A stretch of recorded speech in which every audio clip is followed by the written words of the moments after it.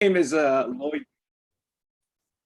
My name is Lloyd Lee. I'm the director for the Center for Regional Studies. I am a professor in the Native American Studies Department. I'm also the editor of the Wachusasa Review, which is a Native American Studies academic journal. And I just want to thank you all for being here today and getting a chance to hear our CRS student graduate fellows and the projects that they're working on, and the tremendous amount of support that they have gotten from for their research with their committees, with their participants. And so I'm excited for them to share what they've done up to this point and to really appreciate the hard work that they put into their projects and to their research. And so just want to mention that as well. Real quickly here, the Center for Regional Studies has been at the University of New Mexico since 1989. And we are a multidisciplinary outreach center really designed to enhance the work of the university through student fellowships, research, program funding, visiting scholars, digital media, and other projects. And the emphasis is on increasing our understanding of New Mexico, the Southwest, the US-Mexico borderlands, the Americas, and Spain. And so we facilitate the production, presentation, and distribution of books, films, presentations, lectures, recordings, photo collections, and so forth. So it's a little bit about the Center for Regional Studies. And so I'm going to turn it over to our MC and RC Chapa. Hi, thank you, Dr. Lee, and welcome everyone. We're so excited to hear about your ongoing research. I know you only have 5 minutes. That's not a whole lot of time, but I think it'll still give us a little insight into your ongoing research. And I'm so looking forward to listening to it. After the first time we did this, it was, I mean, I just really enjoyed and had hoped that I had more questions for everybody, but we were running out of time. So I'm not going to talk very much now. I want to get started so that we have time. So everybody will speak for 5 minutes, and then we'll have 2 minutes for questions if anybody wants to ask any questions of following that. And then, yeah, we'll just go from there. So we're going to start everyone this time in reverse. So meaning in alphabetical order in reverse. So our first fellow to speak this morning will be Vicki Van Brocklin, and she is her project is called More Than the Defiant Few: Lost Womanhood and Negro Women, Dismantling 19th Century Gender Ideologies. So Vicki, thank you you. have the floor. Mm-hmm. So I'm going to share my screen here and get my small presentation. First, I want to thank the CRS for their support. Without their support, I wouldn't have had the resources or time to produce a really productive project. And I have successfully defended, and I'm all set to go, and I'm graduating in the spring, and I have a couple job interviews, so I'm really excited about that. So this is my dissertation. As RC said, it's More Than the Defiant Few: Lost Womanhood and Negro Women, Dismantling 19th Century Gender Ideologies. My dissertation aims to create a new category of 19th century womanhood that better articulates the civil death of woman. In my first chapter, which is titled Emerging Lost Womanhood, I examine runaway slave ads and reunification ads to examine how women of color better situate characteristics of 19th century womanhood. Then I turn to Sojourner Truth, Harriet E. Wilson, and Harriet Jacobs in that chapter. The next chapter is called Lost in Divorce: The Social Death and the Haunting of the Domestic Novel. This starts with examining court cases that were in 19th century newspapers. I start with archival work again. And then I examine Louisa May Alcott's short story Behind a Mask, Julia Ward Howe, The Hermaphrodites, and Elizabeth Stuart Phelps' Story of Avis. My third chapter, which is what what CRS helped fund, is called The Other Scarlet Letter, Abortion and Lost Womanhood. And in this chapter, I examine 19th century abortionist ads and health manuals, which you see two of them on the screen. And then I turn to Madame Restell and Susan McGuffin. Susan McGuffin's text traveled down the Santa Fe Trail. She helps to create an inroad for better understanding Indigenous women birthing practices and familial practices. And my fourth chapter is called The Constellation of Lost Stars, Female-Driven Black Nationalism Before the 20th Century. I examine archival works such as unpublished poems and diary entries and scrapbooks. And CRS helped to fund this chapter as well, with looking at Lucy Parsons, which I presented on in November in Baltimore at the Society for American Women Writers. And with Lucy Parsons, she gives us a really great opening and looking into how multiracial women from the West create strong forms of activism. Lucy Parsons, she chooses to do anarchism, but I also examine Josephine Turpin Washington, Alice Dunbar Nelson scrapbook, and Sarah J. Early's essays, and Mary Ashley's poem, Afmerica. With this new category, my hope is that these voices can dismantle the master tongue of scholarship so that more voices, especially women of color and their experiences, can capture the realities of 19th century women.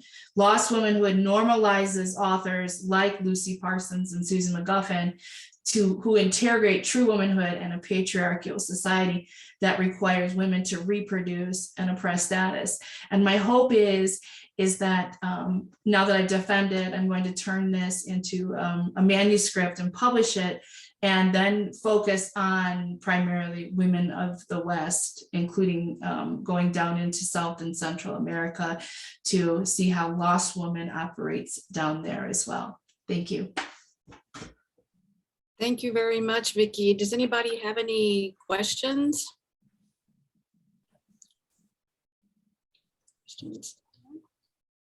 Well, I have a question. How difficult was it to find the archival material that you needed for your research? Were there a lot of diaries, and what did your material look like? So I began with the newspapers because actually newspapers are heavily archived. You just have to be willing to go, and they're digitized as well. You just have to be willing to spend a lot of time searching names and going through them. And then very slowly, especially with Indigenous voices and South American voices, more diaries and unpublished writings like unpublished poems are starting to be digitized and we're starting to give an access. And that's what I'm working on my Spanish, on increasing my Spanish so I can read those entries. So it's so, and all I can see is it's really slow going. So like, for example, Lucy Parsons, she's from Texas and grew up there, and a lot of her life has been documented, but it's so spread out throughout the country that I would pull one piece. I pulled a letter from one archive and a diary from another archive. And I'm finding that's the case, right? That's the case, especially with women out West, because one, we still have to find a lot of them. And two, academia has to view them as valuable enough to create an archive, to digitize them, to make them accessible. Mm-hmm. Right. And so I have a follow-up question. Why is it that we don't know that much about these women? I mean, they seem pretty significant in regards to the movement that you're talking about. Well, and that's what drives my category, and that's my main argument, is that these women were always here. Mm-hmm. They were always here. They just, and I do think it's on purpose. Purposefully, they have been excluded to create this model of white womanhood that is presented as universal, when that's not the case. When actually we know that indigenous birthing practices influenced women, especially in the West. That's where a lot of our actually modern day practices come from. And so, but if the main model of womanhood is white women, they're not going to tell that story. And so I think that's why categories like mine are super important, is we have to go out, you have to go find them. You have to be willing to find them and present them, and to show that they're always parallel to these other forms that are presented as mainstream, when the more normative form of womanhood actually is rooted in women of color. It's not rooted in white womanhood. And it's in that form of womanhood was way more accessible, but literature presents and the academy, I think, focuses too much on that universal that they want to perpetuate. Sorry. Oh, that's okay. It happens. I guess you know your time is up. Yes. Apologize for that. That's Well, okay. Congratulations on your research. It really sounds fascinating, and that you've reached the end of the tunnel. So I look forward to reading your book once it comes out. Okay, so anybody, before I move on to the next one, have a question? No. Okay, so let's see. Our next fellow is Joseph Eukakis, and his project is called Treaty Relationships and Governance in the Mesilla Valley, New Mexico, 1848-1861. So Joseph, take it away. Thank you. I'm just going to screen share really quickly.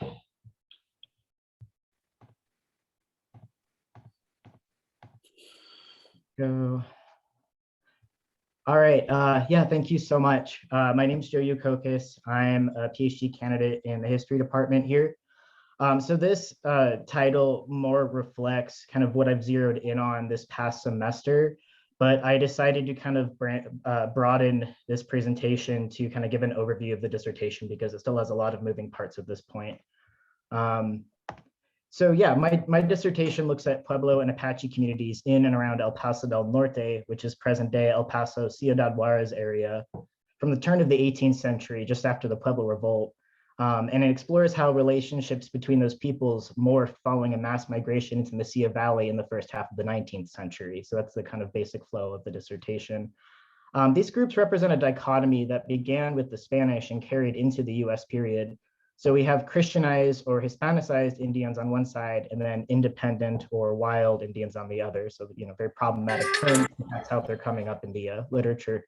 So although these categories were separate and distinct in an administrative sense, the shared history of the Mescalero, Jamero, Piro, Manso, and Tiwa communities in 18th century El Paso del Norte suggests otherwise. We can't assume that Hispanicized and independent Indians were inherently enemies, as contradictions appear when we consider the fact that Hispanicized Indian settlements were not colonial islands in enemy territory, as colonial officials might have portrayed it, but rather sites in which these categories of native became blurred through trade, intermarriage, conspiracies to revolt, most importantly, and other arrangements that signaled a kind of community interdependence. So here, my work joins the growing field of indigenous borderlands, which reimagine spatial relationships between communities beyond the confines of state borders. So as Piro, Manso, and Tiwa families, and these are most closely related to Pueblos in New Mexico, right? They're mostly descended from the Piro and Manso that went south with the Spanish following the Pueblo Revolt. So as these families migrated from northern Chihuahua into southern New Mexico, they claimed a citizen status that was defined against wild Indians like Mescalero Apaches in the US system. Whether or not they were claiming Mexican or US status when they moved is kind of up in the air in the sources, and I'm still trying to parse that out. But what was most important was that they were claiming to be citizens of some sort, of some nation. So this effectively erased the Piro, Manso, and Tiwa group's indigeneity in the US body politic, which in the 1850s might have been something of a benefit, but it would, by the 20th century, become a barrier to recognition by the federal government of their Aboriginal land claims. So the descendants of these communities mostly reside in Las Cruces and Tortugas, and have been petitioning for federal recognition as a tribe since at least the 1970s, as far as I've found, and I'm still kind of digging into that story. So then on the other side of the story, going back to the 1850s, and this is the kind of pivot point in my narrative, is the experience of Mescalero Apaches as various chiefs worked with US and territorial officials to secure a future for their people. As the US military and vigilantes continually committed violence against Apaches, the emerging reservation system took on a decidedly carceral character that would fuel the Apache wars of the late 19th century. So going forward, I'm hoping to develop more continuity and fine-tune my messaging with present-day issues by making connections with people in Tortugas and on the Mescalero Reservation. So in general, on this northern frontier of Spanish Empire, Hispanicized Indians frequently mingled with independent groups and at times colluded with them in rebellion and sought refuge with them in the aftermath. So this is what happened following the Pueblo Revolt in 1680. So this is where the concept of interdependence becomes key. You get these day-to-day interactions which maintain these relationships, which were then useful in resistance to colonialism. So those connections were maintained even if they changed over time. It was therefore the work of colonizers, some thinking Spanish, US, and Mexican, to sever those connections and keep their good subjects from the influences of what they called bad men. And this is language that's recurring through all three sovereigns. The most effective means by which the Spanish, Mexican, and US officials did this, and it's among a few other tactics, was the deputization of militias comprised of Hispanicized Indians, so like the Piro Manso Antigua, in which they earned material and social rewards for killing independent Indians and most frequently Apaches, if not exclusively. Over the period of 200 years, this resulted in the abstraction of Apache, which is a very broad term, into a universal enemy or criminal. So this practice and process was not only directly responsible for the widespread murders of Apaches from the 1830s through 80s and beyond, but also constitutes the logic for police and vigilante violence against indigenous people in reservation border towns today like Gallup, Flagstaff, and Albuquerque. So in this logic, indigenous people who leave the reservation, again, as carceral spaces as they were designed, are latent criminals, again, in this view. So this connects my work to work currently being done in UNM American Studies Department around violence in reservation border towns. So that's kind of the main thrust of my dissertation. So I was able to get my prospectus done and write about 50 pages that are going to be going into a couple of my chapters as well as a few conference papers.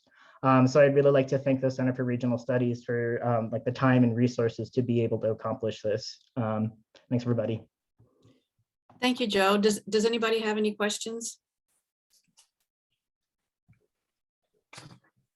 So, well, I have a question. So, Joe, how did you come across this subject matter? Was it of interest to you early on, or within American Studies? American Studies is definitely a big inspiration because of the the present day political issues that like Indigenous histories coming out of that discipline constantly point to. I personally came to this, so that, that's my inspiration and kind of framework, but I came to this in finding one of those vigilante groups I was talking about called the Mesilla Guard. And so these are made up of largely Piro Manso Antigua peoples. I'm currently trying to trace the ancestry of the people who were named as part of it. But they committed 2 massacres in 1858, in short, against Mescalero Apaches. And these were families, like women were killed, children taken captive. I think at least one child was killed. Very gruesome. In the first one, the Mesilla Guard dressed up like Indians, whatever that means. And there's some weird stuff going on there. But when I look about how people talk about the incident, they talk about these Mexicans, so they lost their indigenous status, and Apaches are just eternal enemies, and there's just a logic to this. It's a tit for tat. And so the US is like, these are inherently violent peoples and we need to exert control over this situation. Meanwhile, on a kind of decentralized community level, you see connections of trade, you see things less cut and dry, you see alliances forming and breaking apart. And so as a broader regional history of a broader period of time, I kind of want to look at that dynamic because I'm seeing a lot of continuity between all 3 colonizing sovereigns in the area in terms of kind of how they approach these intercommunity relationships and how important these were and how much of a threat these posed to empire and state building. Mm-hmm. And so how do you hope this research will be used in the future to benefit? Yeah, so that's kind of what I'm feeling out as I move forward. I know that in Las Cruces, so I mentioned before that the Piro Manso Antigua tribe has been petitioning for federal recognition, and they've repeatedly failed, but they keep going. And those documents have actually been incredibly useful because that's from them and like historians they've worked with. And so I'm trying to decide where my work fits in terms of that effort, but there seems to be kind of a messy politics locally. There seem to be two kind of factions or two different iterations of that tribe trying to get federal recognition, and they're in conflict. And also Chiricahua, Fort Sill Apaches are currently also engaging in this discourse because they also have Aboriginal land claims in the area. And so this brings us into some tricky territory of, overlapping claims to Aboriginal lands. And so I think that, if my work pertains to any of this, I need to be careful to see how it fits in. And I have to, because a question, I need to be like asking myself as I go, and this came up in my perspectives defense, is who is this for and what is this doing? And I'm trying to make sure that this is responsible. And I also am, currently trying to make connections to the Mescalar Reservation, and I need to get a sense of what's important to them because that's not coming through as clearly in my research. Mm-hmm. Wow. Anybody have any questions? Okay. All right. Well, thank you so much. Very fascinating. And I wish you the best of luck. And how much do you have left before you finish? So I probably have like half of 2 chapters written each. And then I have the prospectus, which will become the introduction. And so that's 4 other chapters that I've started laying the groundwork for also with the time that I've had. So I have a much better grasp as opposed to last semester as to where all my chapters are going and what my sources will be. Wow. Well, I'm sure we all look forward to reading it. Thank you so much. Okay, our next fellow is Marian Scahan, and I won't introduce your title because you probably have it. So Marian, take it away. I'm gonna, excuse me, I'm getting over a head cold, so I'm sorry about my voice cracking. Let me screen share and pull up my PowerPoint presentation, and just a second.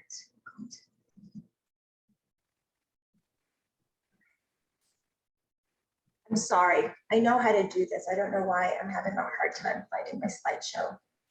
Start from the beginning. There we go. And folks, I'm so sorry. I swear I've done PowerPoints before. Before I start, I want to sincerely thank CRS for their continued support.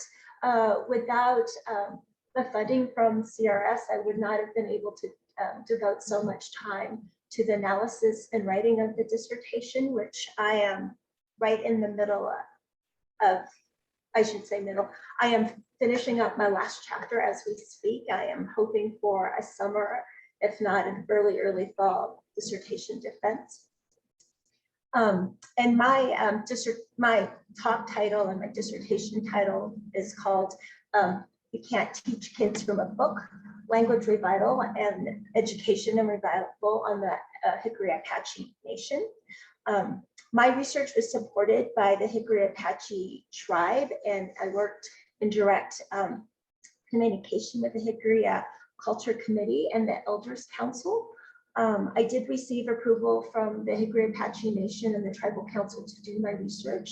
And in my work, because I work with the Native American community, in my work, I strive to provide appropriate and respectful support and advocacy for Native-led educational initiatives. And all of my interviews, research notes, and recordings are shared with individuals who helped in this research with the community members. And a goal of this project is to help document and preserve the personal histories that are shared with me that I talk about in my dissertation. And a major goal is to help support the teachers and the language advocates by providing research that can be used to help with the educational policy decisions at a local, state, and federal level. And I shared this prior, but I'll share this briefly, how I personally got interested in this topic in general. And this happened after I started graduate school. But years ago, when I was studying for my graduate comprehensive exams, my PhD entrance exams, I went home to visit my mother over the summer. Although she was excited to have me at home, she became a little annoyed that I was spending so much time studying and reading. One day, she looked at me and she said, "Why do you study those books so closely? Who's writing those books? Do they know you? Do they love you? Do you know, what kinds of lessons are they trying to teach you?" And then she said, "You read those words and I read my memories. you study those books, and I study my mind. And I remember the lessons of the people who loved me. And my mother is, she's a Korean national by birth. She's an American citizen now. But the reactions to my passion for education, she kind of looked as with a little bit of apprehension at that certain type of educational system that really reduced her and who she was as a person. Because when my mom was growing up in Korea, she grew up when it was a Japanese occupied nation. And so although she was Korean and a Korean citizen, she was forced to go to Korean Japanese boarding schools. She was forced to change her name to a Japanese name and learn Japanese history, and effectively was told that who she was as a person would never be as good as the imperialist power that took over the nation. And although that did not directly impact my passion for language and anthropology, I know now that it really did impact the way I look at my work and the research topic that I did get interested in. Okay, so with that, I'm sorry, I hope that didn't take too much time. This is just a brief map of the Hickory Apache Nation prior to reservation status. You can see that they had, they roamed up in the Colorado area and down to southern New Mexico, and also into Oklahoma, Texas, and into Kansas. And just briefly, I'll talk about what my dissertation topic research is. My research examines the impact of language educational experiences in the personal histories of the current revitalization programs in the tribal reservation. I look at the relationship between language socialization experiences, so the personal histories of people and how they grew up, and their attitude towards the language revitalization programs going on now. I also look at the impact of their early education programs, the ones that took place not only in the boarding school experiences, but also in the early language programs that started in the 70s and 80s. And then I looked at how Hickory Apache community members, both individually and collectively, define what competency and proficiency is in that language, and how that is counterposed towards European, Western European ideas of language literacy and education. And so this is a picture of the Hickory Apache reservation when they were when there was a boarding school there, and the boarding school was there up until the 1930s. And I just wanted to share one story of the woman that I interviewed that was who experienced the boarding school angel school. And this story was told to me by Suki, who is now in her 70s. She said she was taken into the boarding school right after her 5th birthday. There was a floor there for very young children. She was quite frightened. She didn't know any English, and she was taken away from her parents. But she was there with other kids of her age that she knew. One of her friend's older sister, who was 11 years old at the time, used to sneak down from a higher floor every night to where the little kids were. And every night she would sing to them and talk to them in Apache. And then she would sneak back upstairs before daylight. And when she told me this story, this was in an elders council, and there was other elders there, and they were very quiet when she told that story. And most of the elders there recognized who this woman was. And they referred to her as a woman that sang to them to sleep in their own language.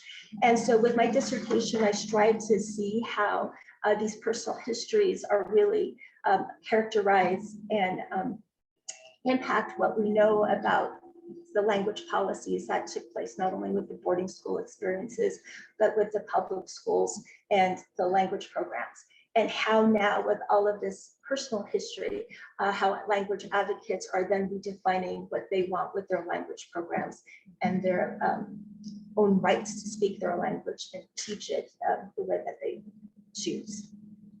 So last semester, I focused on the first 3 chapters of my dissertation. I went through the history of the language program.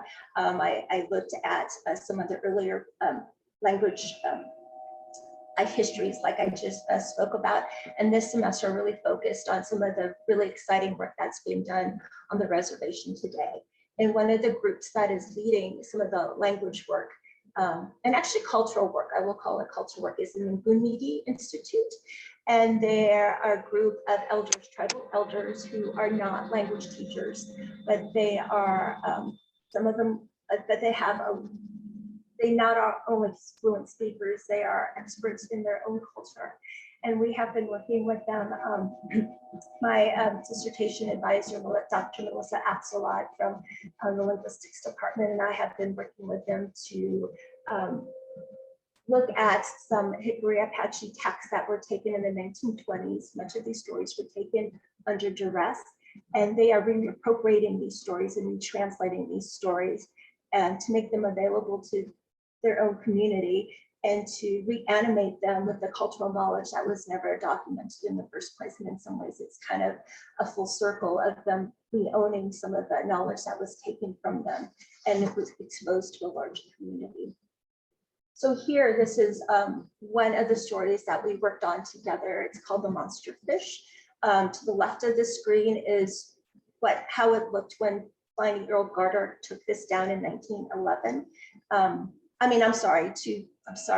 To your right is the original story, and to the left is our translation. So it took him a while because Pliny Earl Garter, although he took down many stories, he did have the best ear phonologically to document, and it took much discussion among the elders to really understand what the stories were saying. And then on top of that, they added their own cultural knowledge to reappropriate these stories. And then they're taking these stories and they're making them available to their community members. And through that, there's been much discussion among the elders about how to make these stories available to a larger community, and should they make these stories available to a larger community. And I'll wrap this up. I'm sorry, I know I'm going longer. So Mr. Everett Seraphin, and the elders I work with, put out this treatise that there's no right or wrong way to tell this story, that they are caught between documenting this knowledge and sharing it to the world, or losing this knowledge and not sharing it with their people. And at the end, what I wanted to emphasize is that he said it's their decision on what's going to be going on from here, but then everybody should learn Apache, and I apologize for taking so long, so I'll stop. Thank you. Thank you. Anybody have any questions? So if not, I have a question. So you call these the language revitalization programs. Were they called that back then? And if so, did the Hickory Apache community see it as revitalization or as something other than that? Well, it's interesting, in the 1970s was the first Native Language Revitalization Act, where they were able to teach their languages in school. And although even at that point in the community that I work with, they knew that there was a marked decline in the speaking of day-to-day Hickory Apache, primarily because of the boarding school experiences. And they had native teachers that had it. One of the things that I talk about in my dissertation is that the children were actually quite shocked that their languages were being taught, and taught by members that were not family members. So when they were being corrected, they felt it was being scolding, and what they thought were differences within the way they speak that were tribal, then they're told that that was wrong. So there was a lot of apprehension, both in what was being taught, but the cultural significance. And it was interesting that it was the children who are now adults, these are now middle-aged people reflecting, that brought that on, that they felt that that was not an appropriate way to teach the language. Of course, things have changed now, because this has been going on for 50 years, but it really was a disentering of how they felt that knowledge should be taught. They knew, the Western topics, history, math, English would be taught by people that they didn't know, but they really felt that this was a familial thing. This was a familial knowledge that should be shared and not in the school system. They felt ridiculed when they weren't Well, thank you so much for your work. It was a very great presentation. Okay, so the next person we have is Carlin Pinkins, and her dissertation, her research is called Finding Our Place, Black Homesteading in New Mexico in the Early 20th Century. So Carolyn? Carlin. Oh, Yeah. Carlin. No worries. Hi, so first I want to start off by thanking Center for Regional Studies for supporting me. Unlike a lot of the presentations we've heard so far, or the scholars we've heard so far, CRS has actually supported me in my first steps in research. And so it's been an interesting journey, but I wouldn't have been able to make the progress that I have made so far without the support of the Center for Regional Studies. So I definitely want to thank you for that. And so my dissertation explores the stories of Black homesteaders throughout the territory and state of New Mexico in the early 20th century. And I believe the conjunction of colonial cultures in New Mexico for Spanish and Anglo makes this state a very interesting site to talk about the experiences of Black people seeking self-determination and prosperity on their homesteads. And those experiences here might make them unique to those of Black homesteaders in the Midwest or other parts of the country. And of course, these stories are going to challenge the New Mexico's tricultural narrative, which excludes Black people from the history and historical landscape here. But it's also going to include New Mexico into a larger national narrative of African Americans in the West. And so in doing this work, what I seek to understand is the goals and dreams of those homesteaders in settling New Mexico and not other states, as well as the socioeconomic and environmental challenges that they faced. And I'm also interested in learning their motivations for coming to New Mexico in general, or leaving where they came from. A lot of the stories or people in the stories that I'm exploring came from the Jim Crow South. So looking in specifically into their reasons for settling into New Mexico or just leaving the Jim Crow South, and what happened to their homesteads. Do they still have them? How much of them do they have? Why did they lose as much as they lost, if that is the case? And my research depends largely, will depend on primary and secondary sources, periodicals, and a good chunk of it will depend on or lean on interviews. And so another difficult year. I didn't get to do the interviews as much as I would have hoped, but in March, I was asked to develop questions and moderate a panel for the African American Museum and Cultural Center of New Mexico's Black homesteading exhibit, currently on display in the Albuquerque Museum. You get the chance to go. I think it's still in Gallery 6. Check it out. It's really fascinating. And it's also a collaboration with the Electric Playhouse. And so in addition to Marilyn Pettis Hill, who's standing in for her father, Grover Pettis, whose homestead is in Las Cruces, Brenda Dabney, whose ancestor, Henry Outley, so her grandfather actually, their homestead is in Albuquerque, and Bobby Boyer, who lives on her husband's homestead in Vado. And these are three figures that I feature in my dissertation and my successfully defended prospectus back in November, by the way. The panel also included the grandchildren of Jasper and Clarabelle Williams. Clarabelle Williams, you might know, is the first Black graduate of New Mexico State University. And Ray Collins, who is a fourth generation homesteader, also in the Las Cruces area. He is, as far as I know, the only Black racer and breeder of horses in New Mexico. And so the questions that I asked them covered the dreams and goals of their ancestors, the gaps between the reality of what they experienced and the vision they had for it, specific obstacles they faced and how they built community. And the answers, some of the answers that I got were pretty well to be expected, but other ones kind of caught me off a little bit. And it was very interesting and sort of shifted a little the way that I'm going to approach how I look into the dreams and goals of homesteaders here, Black homesteaders here in New Mexico. So in addition to some of the cool things I found out in that panel was that the Wholesome Homestead, Ray Collins, lost a lot of land. Like he had something, started out with 600 plus acres, and now he's down to living and racing horses on 25.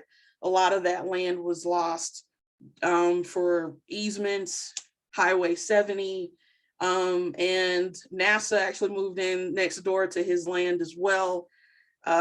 Faced a lot of harassment just for checking out things along the border of their homeland or his homestead.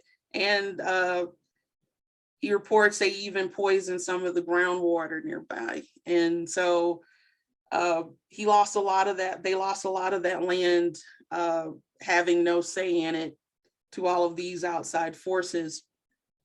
Whereas in the case of the Boyers in Vado, they faced a lot of harassment from white neighbors who let their cattle roam wherever and destroy the crops, and nothing was being done about it. So they a lot of them ended up leaving their homesteads, while some of it still remains in the family.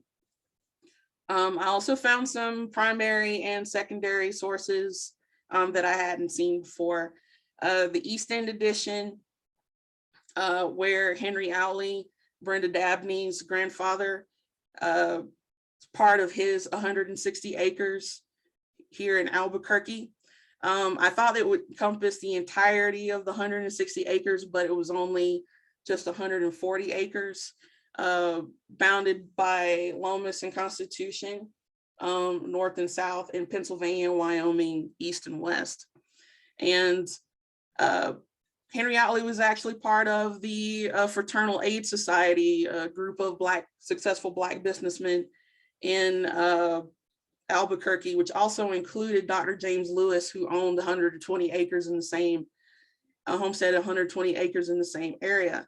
Another cool thing I learned, came across, was that there was a possibility that some people could get exceptions to living on their homesteads.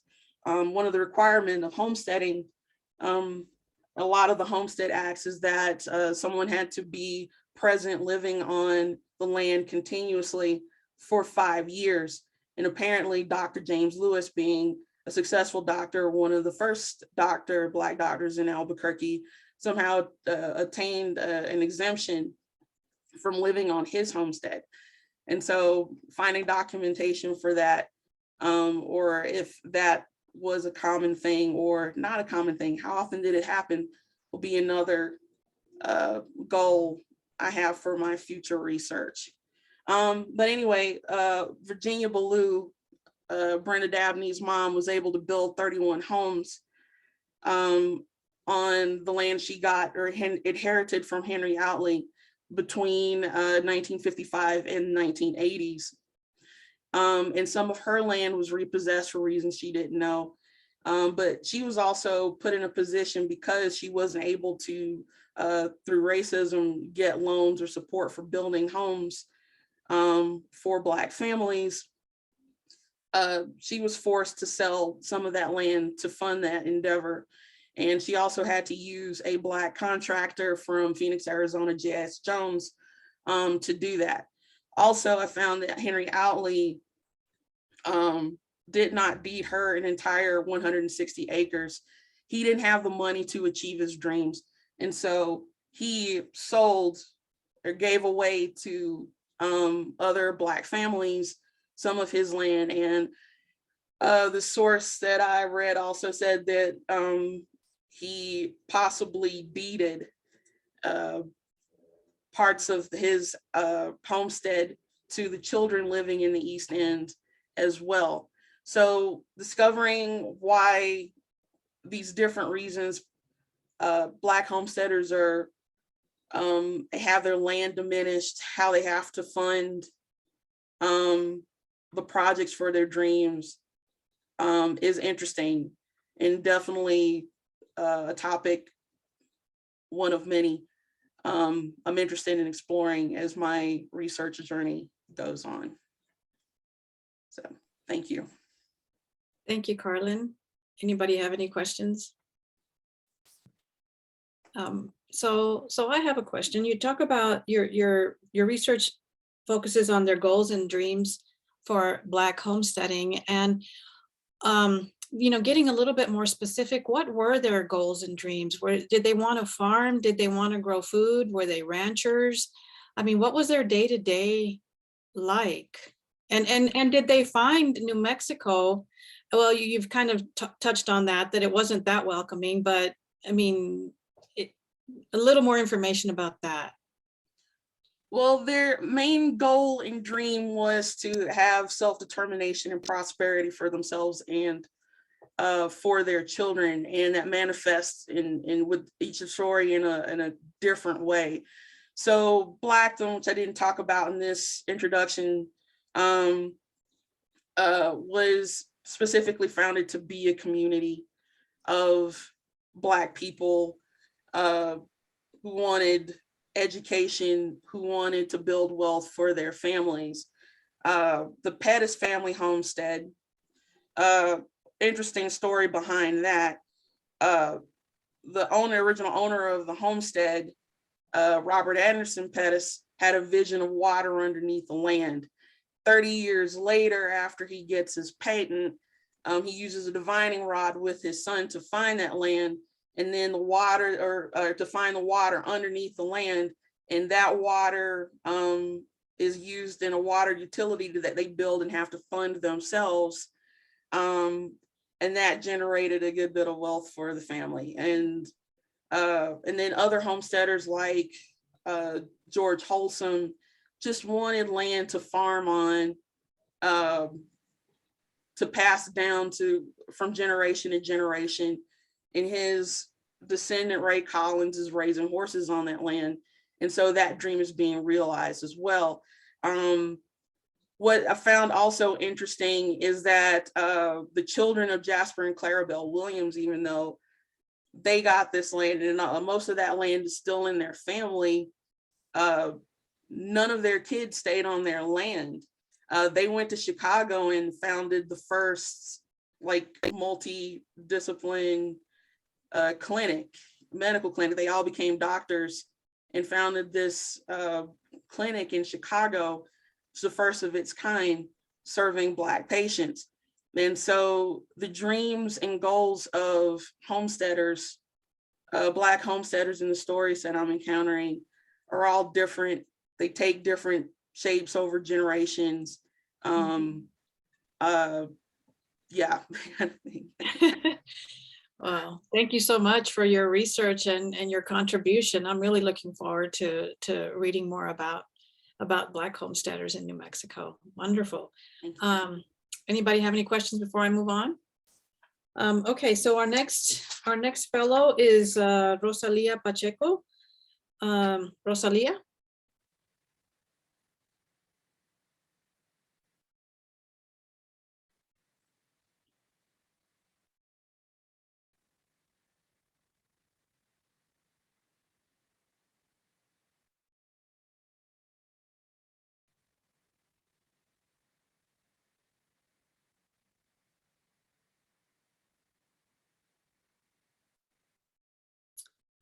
Rosalia, we can't hear you. Sorry about that. Okay, well, I just finished my presentation, sorry. I just wanted to say thank you to CRS for funding my research, for funding this project, dissertation research. I successfully defended my dissertation in March, and so I will be graduating in May.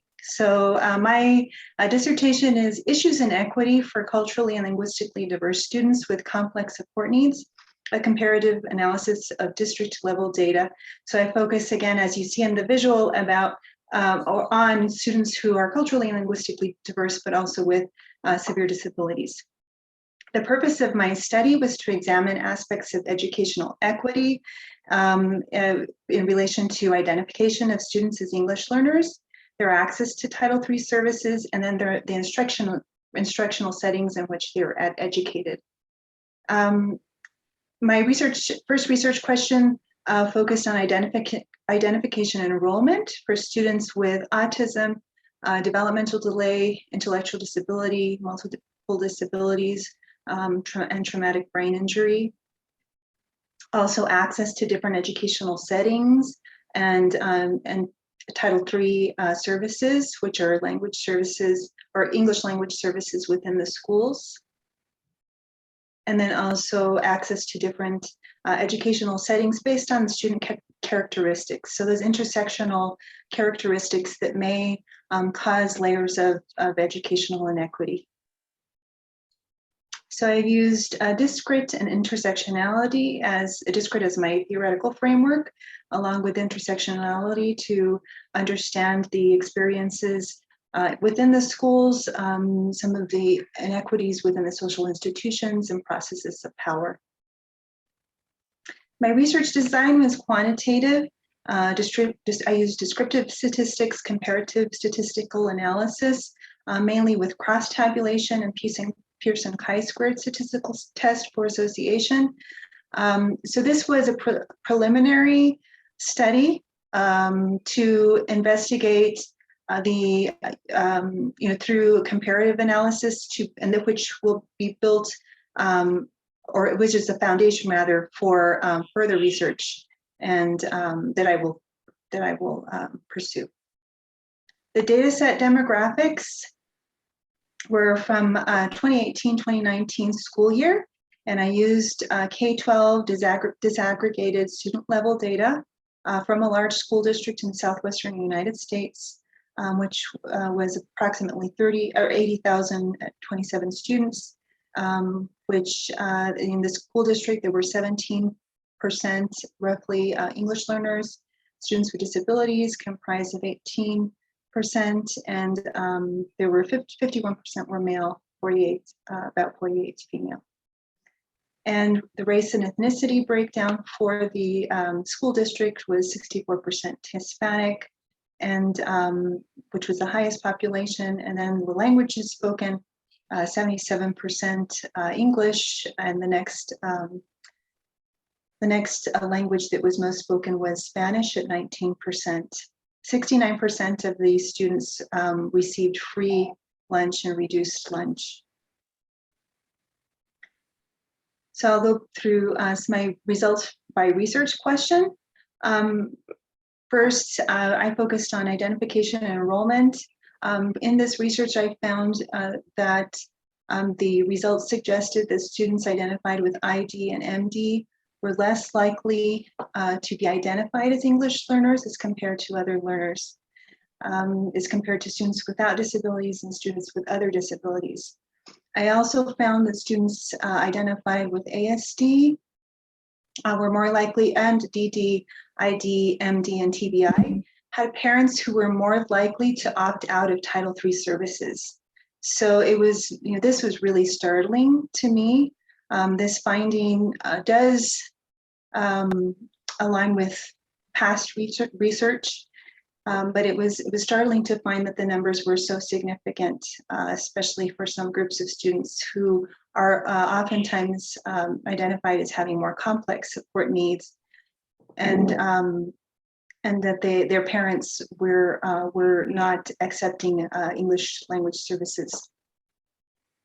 And English learners with a disability were less likely to be designated as fluent in English as compared to English learners identified without a disability. And then when looking at setting and access to Title III services, students identified with ASD, ID, and MD received instruction in the most segregated special education settings within the school district. And so this also aligns with past research that students who are identified with these more complex support needs are often placed within very segregated settings within the school system and school themselves. And then English learners participating in Title III services, they were also, with the disabilities, were also in the most segregated settings. So students with ASD represented 60% of the students in these segregated settings. And it was startling to see that 81% of students identified with intellectual disability who were also English learners, identified as English learners, were in those more segregated settings, and 100% of students with multiple disabilities. So these were very startling findings, but they do align with research, and it suggests that further analysis needs to be completed, possibly with more advanced statistical analysis.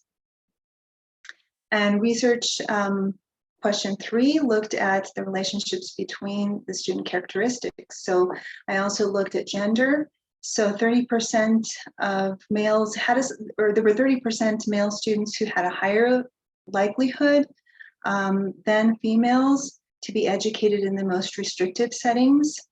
I also found that American Indian and Alaskan Native students at 19.7% had less access to the most inclusive setting and were in the more segregated settings in this school district. And Asian students at 35.9% had the most access to the most inclusive setting if they were identified with a disability. And also with research question 3, it was very, it was very, not very surprising, but American Indian, Alaskan Native, Black African American students and Hispanic students participated in free lunch at a higher rate than other groups. And so this is something that has been acknowledged within schools. And this research also aligned with past research on that. American Indian and Alaskan Native students were highly or frequently identified with a disability. And so 25% of the student population was identified with a disability, which was startling to me. This was a finding that it has to be analyzed further. And then also Asian students, I found that 6.7% were identified with a disability. So they were identified with a disability at a much lower rate than, for example, Alaska Native American Indian students. So the discussion includes that we see that students face inequalities in equitable access, and especially when looking at Title III services and these English language assistance programs, there is a difference, according to this research, which suggests that there is a difference between groups, especially based on the type of disability that they're identified with, and also their intersectional characteristics. So their gender, their the race, ethnicity, and these other factors, as well as socioeconomic status. And there is evidence that special education status from the study, that it supersedes the special education, the English language services. So special education is on the forefront for these students, whereas English language assistance programs are secondary if they are identified with a disability, especially if the students have more complex needs. So for example, students who may be identified with intellectual disability or autism. And then I also found within a district level guidance document that was provided to me that a lot of the guidance from the district did not align with what was happening in the classroom based on this analysis or based on the findings. And there were inconsistencies in the district guidance, and some of the data was also problematic. So that's something that will have to be researched further.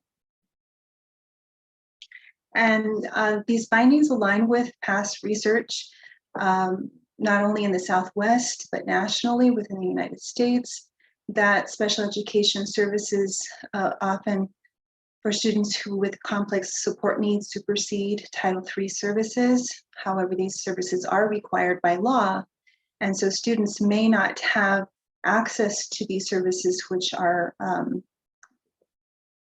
mandated. And English learners are entitled to a meaningful education and should have equal opportunity to access instruction. And so all learners, as Lau versus Nichols, this court case states that all learners should have access and meaningful access.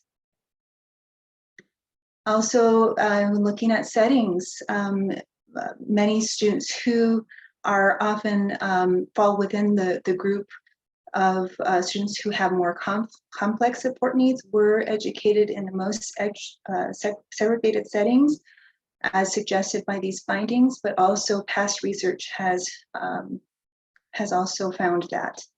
And that the positive impacts of educating students in more inclusive environments is not, it suggests that this positive impact is not seen within the educational system by teachers or administrators.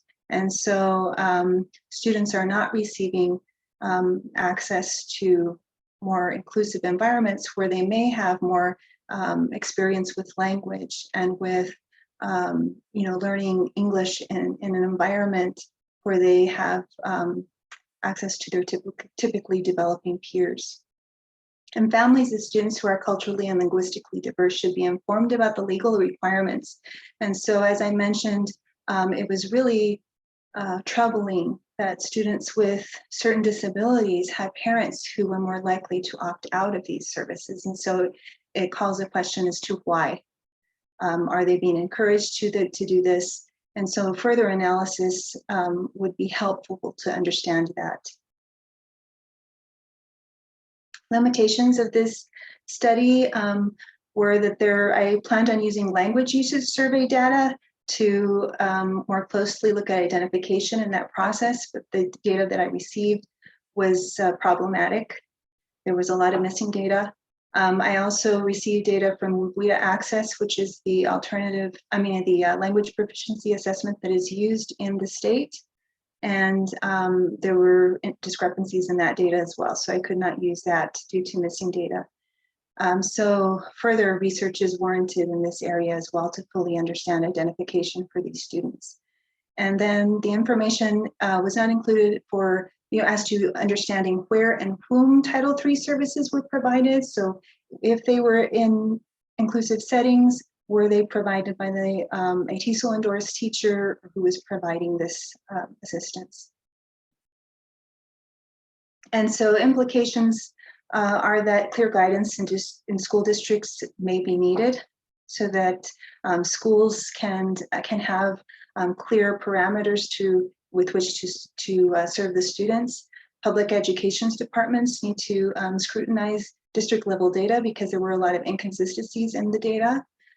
Districts should also scrutinize data to ensure that the minimal federal requirements are met, and these more advanced statistical analyses may not bring to light all of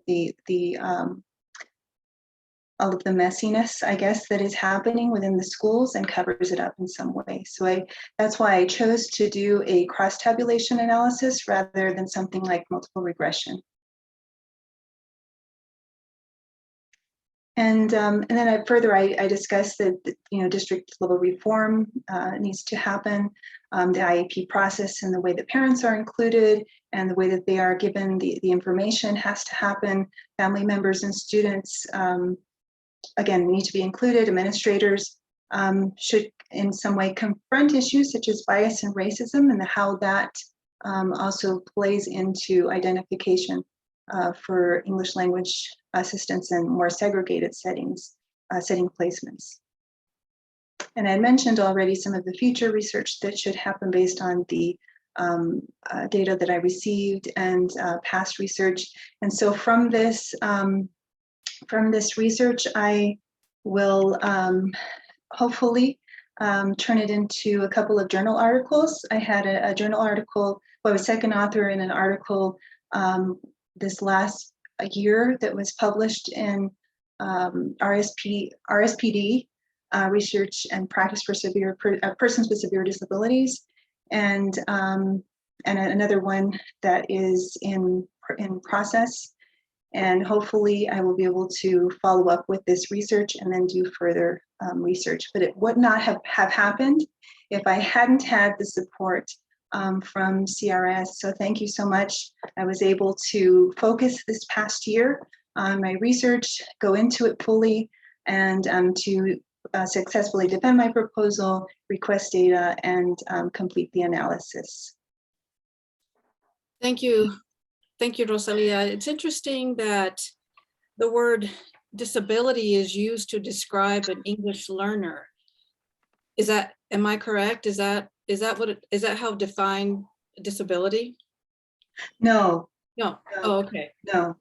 So I was looking at students who were dually identified as having a disability and possible English learner, or students who were English learners, and then students who were English learners without a disability. So. Oh, lost you there. Okay. Okay. Well, thank you so much for your report. It's look forward to seeing it when it's finished. Okay, so our next student is Frances Jones. Frances, her dissertation is called English Dialect Variation in Española, New Mexico. Hi, let me just share my screen here. Oops, go back a bit. Okay, so yes, my project is English Dialect Variation in Española, New Mexico. Of course, I want to thank the Center for Regional Studies. I've been doing a lot of traveling to and from Albuquerque and Española, so the extra funding has been very helpful for me as I do my field work. In a nutshell, the objectives of my research are to first document and describe Española and English, to explore the socio-historical context of the contact situation between English and Spanish in the region and examine how that context has shaped English language variation, and to analyze how speakers use Spanish-influenced features of English to construct and enact associated aspects of their identities in discourse. I'm focused specifically on Española because it's commonly associated with the unique culture and language of northern New Mexico, and the city has a prominent Nuevo Mexicano population and a long history of Spanish-English bilingualism.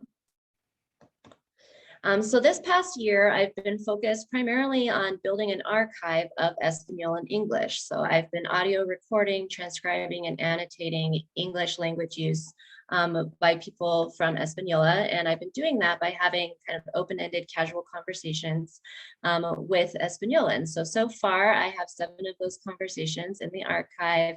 The speakers range in age from 20 to 78. There are male and female speakers of different ethnic backgrounds. The recruitment and recording is still underway. I'm expecting to do the data collection through the summer. I'm aiming for at least 20 participants. Interviewing, as Carlin mentioned earlier, has been kind of challenging in the current environment. So it's going a little slower than I had hoped, but I want at least 20. I'd like more than that. Obviously, the final makeup of the archive is going to depend on who opts in to participate in the research. So we'll see. I've also been engaged in qualitative analysis of those conversations. So I've been identifying themes related to Españolan and Northern New Mexican language and identity in those conversations. And in the future, I'm planning to do a quantitative analysis of linguistic features and their patterns of use across different identity categories and social groups. So that quantitative analysis will be informed by the qualitative analysis that I'm doing right now.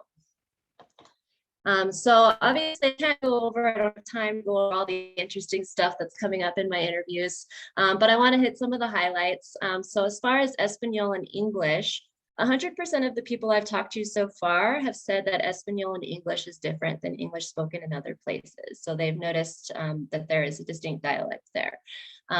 Most of them have pointed to Spanish influence as a marker of that difference. So they'll say things like there's a lot of Spanish, or you hear a lot of Spanish terminology or words that sound Spanish.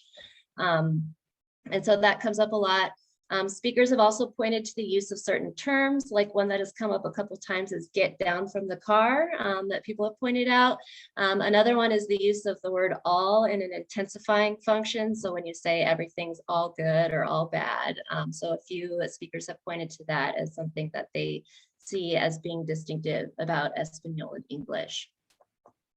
Some of the participants have also stated that other people have noticed a difference in the way that they talk, and some of them have felt judged or even discriminated against because of the way that they talk.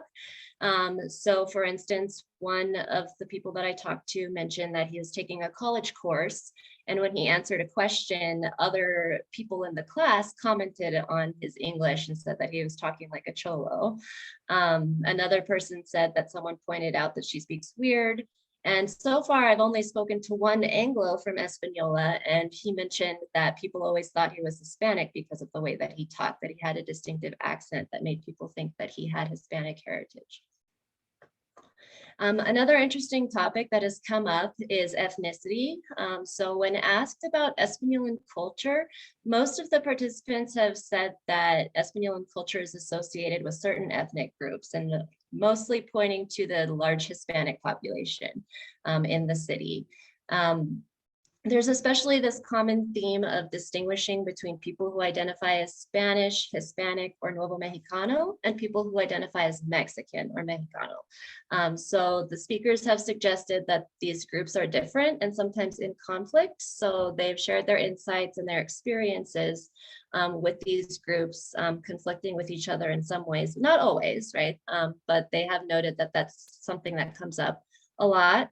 They've also noted differences in concepts of authenticity and belonging to these groups. So one speaker suggested that speaking Spanish fluently is an expectation of being Mexican, where it's not necessarily so if you identify as just Hispanic or Spanish. Although she did point out that most people in Española do have some basic knowledge of Spanish.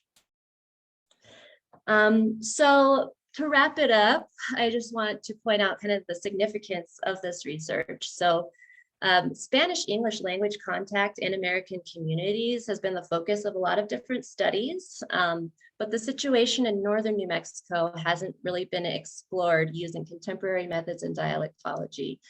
So it's possible that the outcomes in this region are going to be different than in other places because of the unique socio-historical context here and the relationship between those two languages and the associated groups in New Mexico.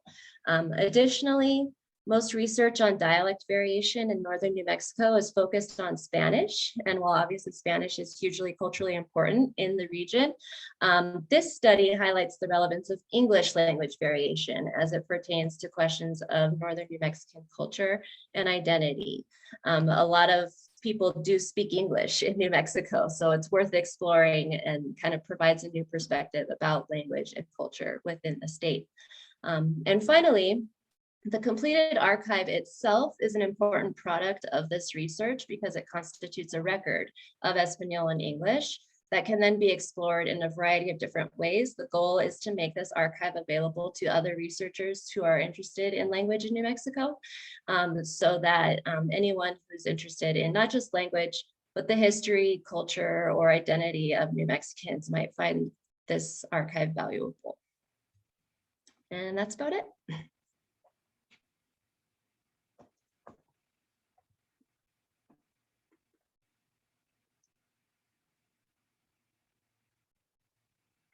You're muted, Araceli, if you're trying to talk. Thank you. Thank you, Francis, for letting me know. Yes, I was going to ask you some questions, but your last page answered them all for me. So I'm going to keep moving on since we're at 12:18 and we'd hope to finish by 12:30. So our next person is Leah Greaser. Leah, take it away. Great, thank you. I hope I pronounced your name correctly. You did it perfectly. Oh, okay.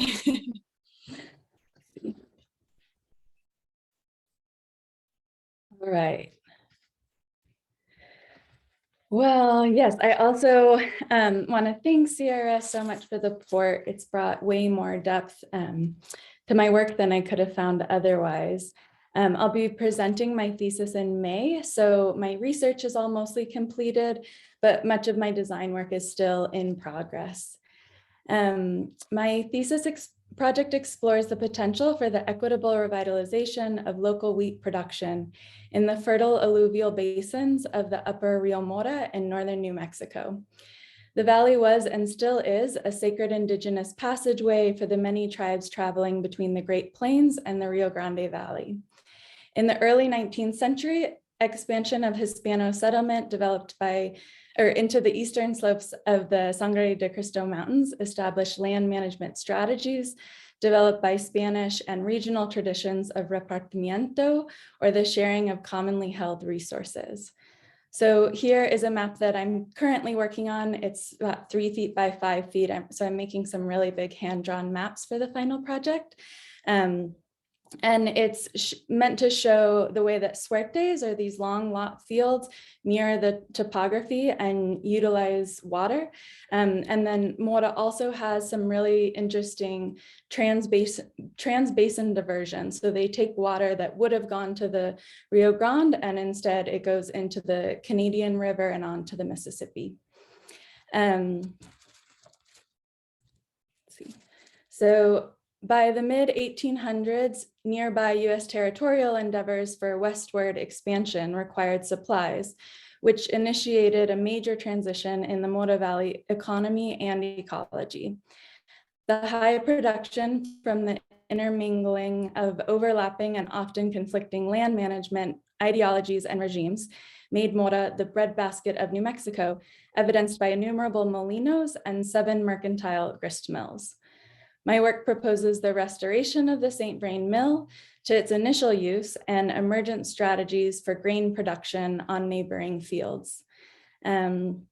Here you can see the territorial landscape in the larger map, and many of the ways that military and entrepreneurial endeavors were linked together. And then I have maps of the Mora land grant and nearby land grants, which were designed to hold a significant portion of land for common use. In Mora, the Mora land grant, all of these lands are now privatized, and it's a landless land grant currently today.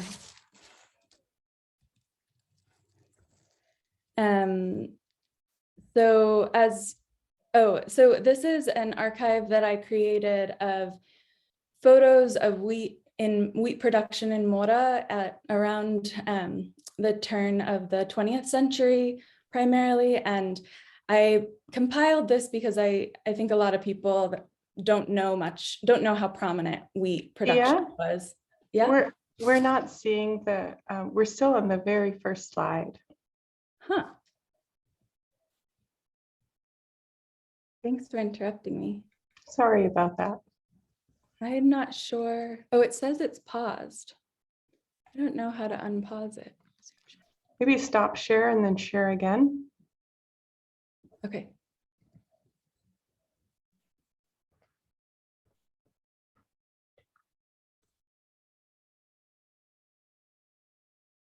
New slide?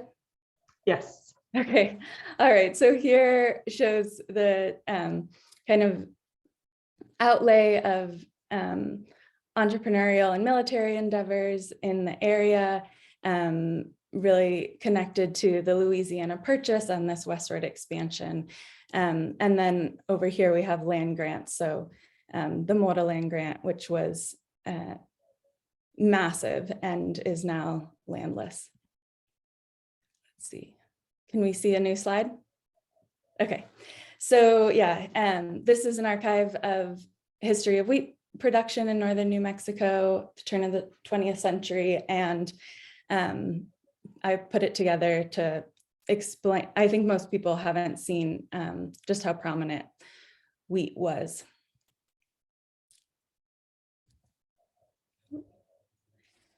All right. So as much of Mora's earliest records were burnt in the Taos Mora Revolt of 1847, I followed the precedent set forth by A. Gabriel Melendez to create a living archive formed through storytelling in the land itself. I engaged in this process through exploratory conversations or pláticas on multiple trips to the area, aided by the Center for Regional Studies. My work is further founded in practices of placekeeping by Theodore Jojola, Indigenous Futurism by Laura Harjo and Pablo Escobar, and Interspecies Mutual Aid by Juan Esteban Arellano, Jose Rivera, Donna Haraway, and Maria Pugh de la Bella Casa. So it shows many of photos from many of the trips that I took to Mora. So due to modern transitions in agriculture, traditional wheat cultivation and its means of production have been largely discontinued. However, grain accounts for a substantial portion of the American diet and is therefore a critical missing piece in the movement to reestablish resilient local food systems. This is ever more evident by current global wheat shortages resulting from Russia's invasion of Ukraine. Projections for Mora County's percentage of gross domestic product are expected to increase under climate change, bringing significance to the county's role in future crop viability. In my final documents, I further explain the reduction in flavor and nutrition and increased allergic reaction brought by modern wheat production, and suggest both annual and perennial arid adapted landrace wheats for varietals for use. So that's what's going on here. And then on the side, you can see a perennial grain crop that's in cultivation right now, and how much those roots would help with erosion control issues. The first commercial grist mill in the Mora Valley was built in 1855 by Saran St. Vrain, who had previously led territorial forces and campaigns implicated in the decimation of Mora's original plaza, when all the original documents were burned. St. Vrain is consequently regarded with ongoing bitterness by many of the descendants of the original Mora land grantees. The mill is presently undergoing efforts to conserve the building as a heritage center. This is a mission that's been met with concern by many locals who fear it will portray a one-sided version of history. My thesis recognizes the need for a community-led process of truth and healing, and proposes an alternative use that can perpetuate the mill's original tradition, the actual milling of grain. And here I've done some research into small scale milling machinery that could work in the mill. You get a sense here of how bad the building is needing repairs, and then some cultural practices through interviews that were told to be of the highest importance.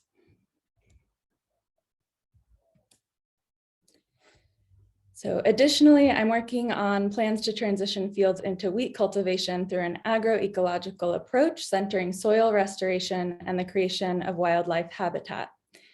This is the site that I'll be working on, and I'm going to be looking into these two major lots, talking about the potential to collectivize the long lots so that they can be more productive and more useful to the people who hold them. This is the St. Vrain mill right here, and this is his grave site, as well as many other cemeteries throughout here. And I'm using the Candelaria Nature Preserve Plan as a precedent model for this work. They're growing out grain for soil restoration and wildlife habitat. And so for my final pieces, instead of final site designs typically resulting from a landscape architectural practice, my project offers process-based emergent strategies informed by regional traditions that support continued development of reciprocal relationships with the land of the Upper Rio Mora Valley. Thank you. Thank you, Leah. I just have one quick question. What are the chances that there will be a new surge in wheat growing in the area and sold throughout New Mexico? Yeah, so there are people who are working to revitalize it. There's a group called Rio Grande Grain. Their main plots are being grown in north of Alcalde in La Villita by a farmer named Ron Boyd. So they're doing lots of testing of these different varietals.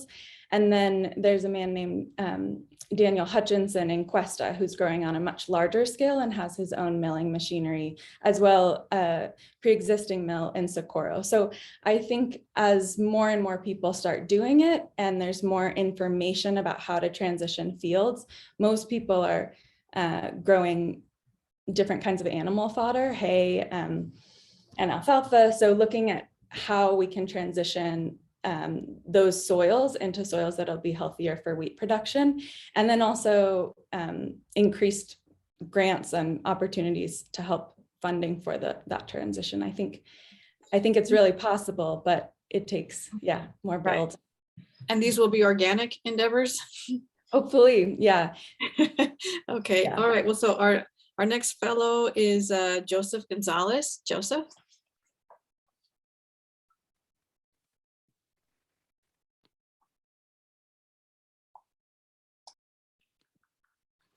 Great.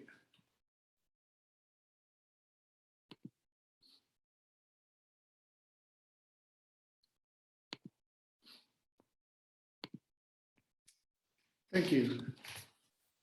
So first, thank you to the Center for Regional Studies for supporting this research. And it's kind of this time has set me on a sort of new path in terms of how I'm looking at just sort of research in general. So let's see here. So growing up in Wells Park with Johnny Tapia and his cousins, we had a specific understanding of what our identities were and the identities of the people in our community. And we were unaware of the structural forces working to define how Chicanos must interface with the dominant society, and how those same structures would give, take, and mutate our identities. Conceiving of identity as mutable rather than fixed, and this provides possibilities to formulate a new politics untethered to the interests of a ready set made of subjects.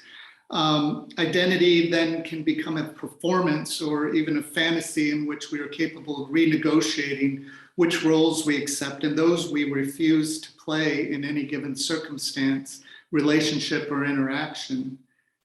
Though we are acted upon, we have the potential to insist on something else or something better that releases us from the isolation of everyday time and space in our imposed habitual identities.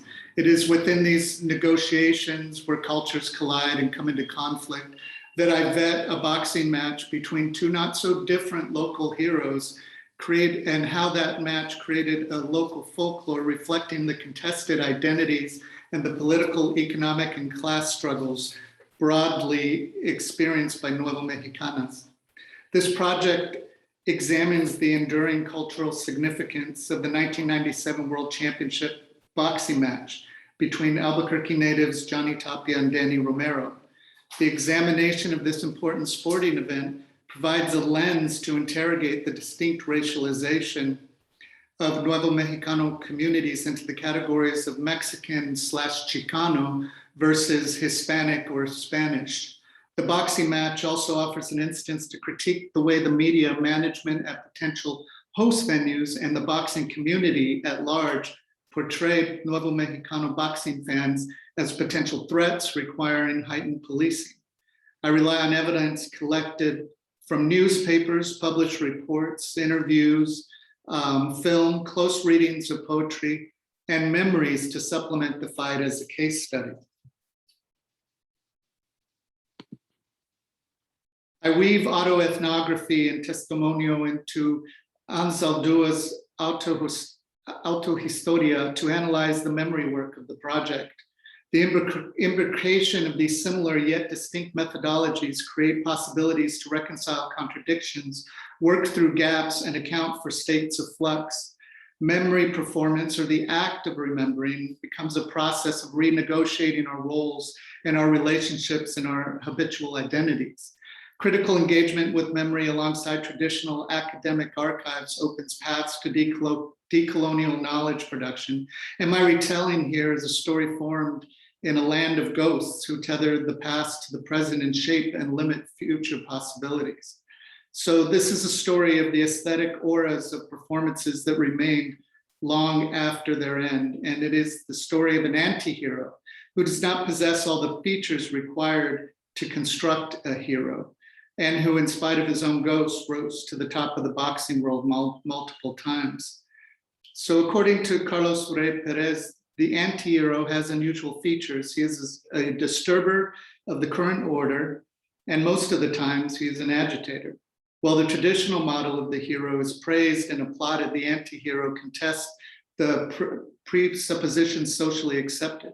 Johnny Tapia was never destined to be a perfect man nor a perfect hero in a mainstream sense, but he was and is a celebrated hero within the Chicano working class communities here in Albuquerque. Johnny's imperfections reflect a troubled and contested past that continues to haunt the city and state where he was born. He reflects the good and the bad back to the community he punched his way out of. And so I shared with Johnny, what should have been a chance at boyhood for both of us. And a large part of our childhood was spent at the Wells Park Community Center, now named after him.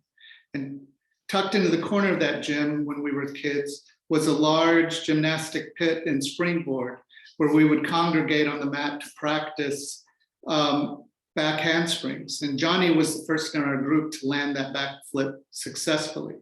And that backflip would become his signature victory, would be his signature victory celebration at the end of his matches. And the spirit of the kid landing backflips in the corner of the gym at what has been renamed the Johnny Tapia Community Center remains with me. And so during this project, I've been speaking with family members and others who have grown up with Johnny, and it really has provided a way of understanding just how the stories that get told or published about communities and about people we know, how they can be really far from the truth or the truth that we understand. And so seeing not only identity as mutable, but seeing history as mutable and the stories we tell as mutable, that the perspective they are coming from, and working to reinsert the perspectives of maybe people who have been overlooked and the histories of communities that are being overlooked, or those histories are being told for those communities. And in this talk, there was some interesting, in my interviews, there was some interesting things that came up, even just about my own family history, to where that seemed to be broad knowledge within the community, but were never shared within the family, even though everyone in the family seemed to know those things. So I'm working to, in my project going forward, to develop that and start looking at the history of Wells Park more broadly, not from sort of an academic sense, but more from a community, told through the community. So thank you. And once again, thank you to the Center for Regional Studies.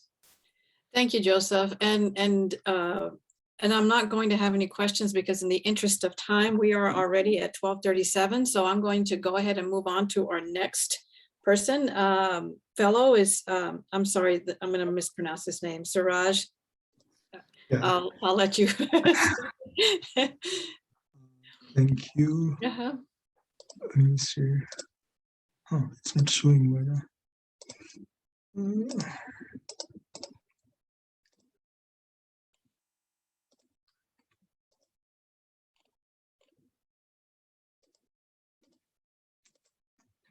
No, it's not showing.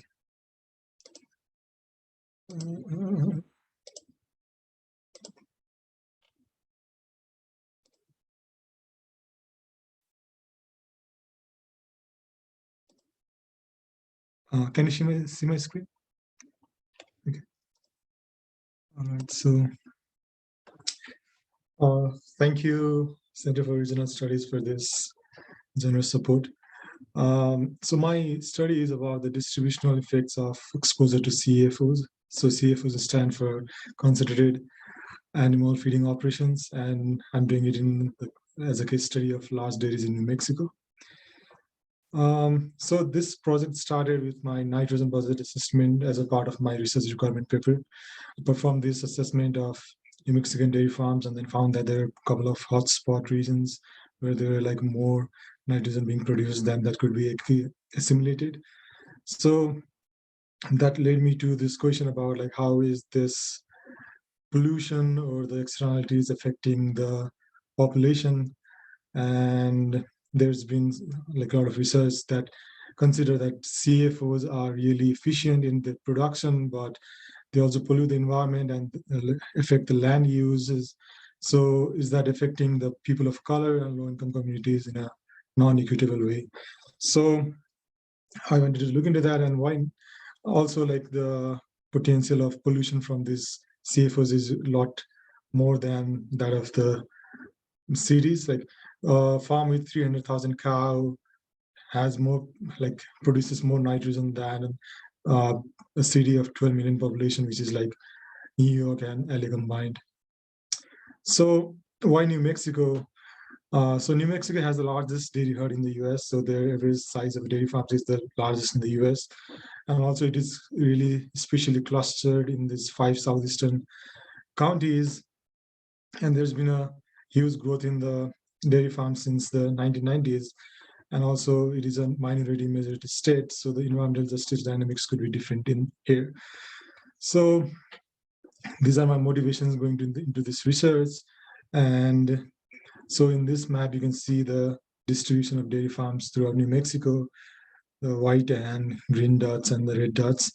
So you can see most of these dairy farms are located in the Curry County, Roosevelt County, Chavez County, and then some in the Donana County, and some also in the Middle Rio Grande region. So my research question is about if there is any relationship between the proximity to large dairy farms and the percentages of low income and ethnic minorities in the neighborhood. And this is important because it affects the environment as well as the health of those people living around these dairy farms. And also, like, what could be the explanatory pathways? Because sometimes what happens is the dairy farms, they intentionally locate to neighborhoods with the vulnerable population. And sometimes what happens is, like, when the dairy farms are located there, people migrate in based on their preference or like job opportunities, or just because the land is cheaper than other places. So it kind of creates this kind of inequality. All right, so I use different data from different sources. I won't really go into this, but this is the descriptive stats of like the racial distribution and then income distribution in New Mexico. So what's my result? So I performed this result. So the correlation kind of showed that there's some kind of relationship between the distribution of low-income population and this exposure to the CFOs, but I also wanted to see if the correlation kind of is substantiated by more causal studies. So I performed matching method. Like I used matching method to see if those correlation are substantiated by causal analysis, and I found that like the disparate exposure to ethnic minorities was not as consistent in my findings, and but the neighborhoods with large dairy farms had a greater percentage of residents living below the poverty line. And also I found that the neighborhoods with dairy farms had lower proportion of college graduates. But another finding that I found was like the neighborhoods with large dairy farms experienced greater growth in median household income over time. So there could be this story that although dairy farms might have started in places with low income population, the dairy farms might have contributed to the growth in their median household income over time. So these are my preliminary results, and how is this important and what does this contribute towards? So I found that non-Hispanic white population had a greater presence in the neighborhoods with large dairy farms, and this could be due to different reasons, and one of them could be like the affluence effect, because the dairy farms has been associated with the higher affluence over time. So maybe that's also one of the mechanism. And then also I need to do more distributional analysis of the income, more heterogeneity analysis to see if this increase in income is distributed in a more equitable way. And also I need to perform the wealth cost versus benefit analysis to see if the wealth creation aligns with the social costs, which includes the health and environmental costs of these large dairy farms. And also, the findings from this research will be really beneficial to the policymakers because they can integrate this health and environmental equity consideration into their policy making. And also, I mean, in my second chapter, I'm trying to look into like how we can convert these threats into opportunities. One of them is through bioenergy production, which also can utilize the carbon credits. And this could be like beneficial in a lot of different ways, that the benefits from dairy farms is not just in terms of the milk and meat produced, but also through the production of bioenergy and as well as the carbon credit that we can capture through the production of bioenergy. So that's my next chapter, and then I'm going to look into that and then see if the costs and benefits are like, do they align, and if the externalities can be internalized by using different other ways of, So implication of this fellowship, so because of the support from this fellowship, I've been able to finish the drug dissertation chapter in time, and then also I've been selected to present in different conferences in the summer as well as in the fall semester. And thank you very much for your support, and I look forward to meeting you or like looking at your research as well. Thank you. Thank you, Suraj. And again, I'm not going to ask any questions so that we can keep moving. I don't want to keep people much longer. So our next person is Lucas Dank. Lucas?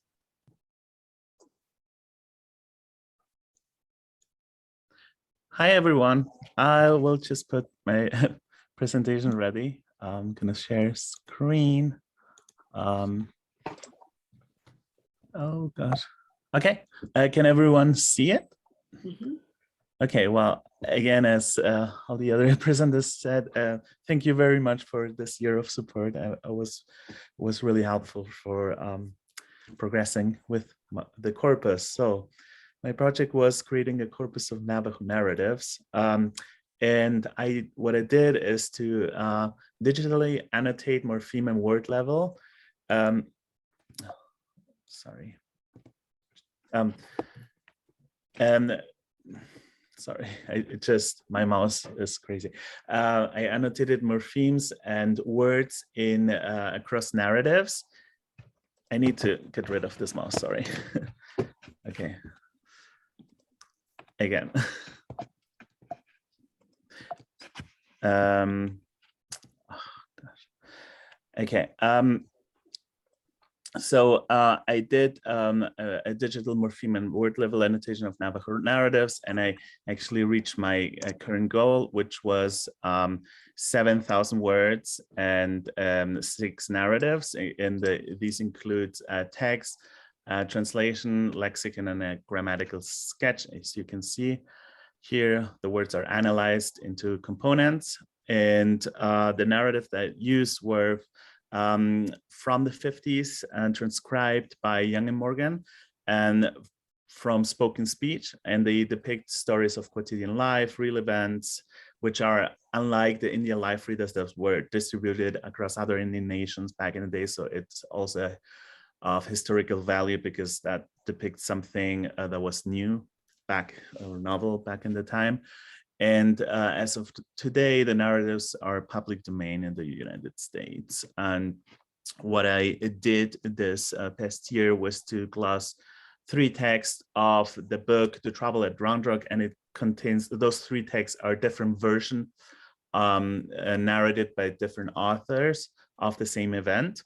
Then I chose 3 other texts from this larger collection of texts from the Navajo historical selections.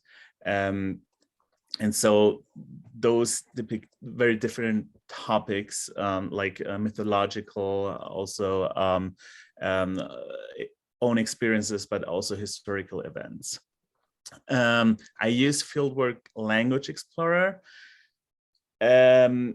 and it builds a grammar and a lexicon. The more words one inserts into that program. And I used also the dictionary, Navajo dictionary, which has an online version, or actually not online, but it's like an old CD that hasn't been really updated since the 2000s. And that helped me, but also more importantly, the analytical lexicon, which lists all the word forms, verb forms, which is very important for Navajo because every verb has its own idiosyncratic use of prefixes. And so glossing Navajo is pretty much hard work because you have to constantly look up which word, which verb has which prefixes. And without knowing that, you cannot really gloss it. So it takes a lot of time. And I had support of Professor Malvatish Chi, who is a speaker, but also linguistically trained, obviously. And so I met with her on a weekly basis to discuss some words that I did not find in the dictionary. And sometimes we were both clueless. So it's also one has to accept that sometimes words cannot be glossed, but we only have the translation and the text. And so the intermediate stage, one has to kind of guess. So it's that's also a challenge. So prospects for this project is obviously to enrich the research and teaching landscape by providing access to various examples of spoken language. I mean, spoken language as we know it maybe 70 years ago, but it didn't really change that much. So, I mean, it's an historical corpus, but also it should be included into the bigger picture of the Navajo corpus in general. So many research questions can now be asked, and exercises, especially for education, the Navajo province in the process of building an educational landscape that makes it easier to just draw examples from the context of text and already gloss examples. And it's a clearer access to Navajo literature and storytellers. And one not only has the translation and the original text, but can actually know how these words, how the literal meaning and the figurative meaning are derived.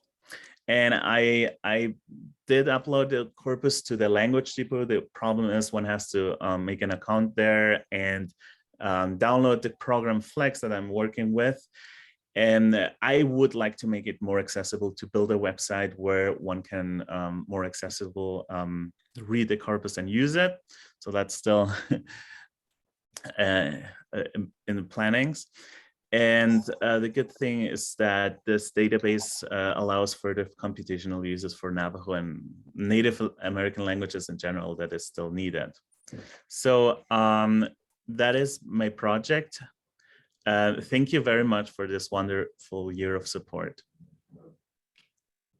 Okay. Thank you, Lucas. That's very great presentation.